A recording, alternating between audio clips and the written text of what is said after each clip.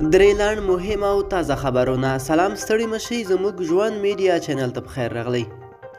کابل کې د امریکا سفارت خپلو اتباعاتو ته امر کړی چې افغانستان ته له تلو ډډه وکړي او دغه راز یې په افغانستان کې شته خپلو اتباعاتو ته هم لارښوونه کړې چې ژر تر ژره افغانستان پرېږدي.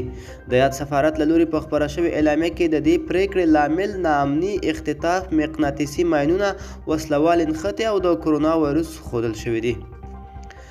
201 سیلاب قل اردو وایي نن د شپې شاوخوا 9 بجې د طالبانو اړوند یو تن ماین ښخوونکی غوښتل د ننګرهار ولایت بټي کوټ ولسوالۍ د منډۍ په سیمه کې ماین ځای پر ځای کړي چې خپل ماین پرې چاودنه کړې او وژل شوی دی.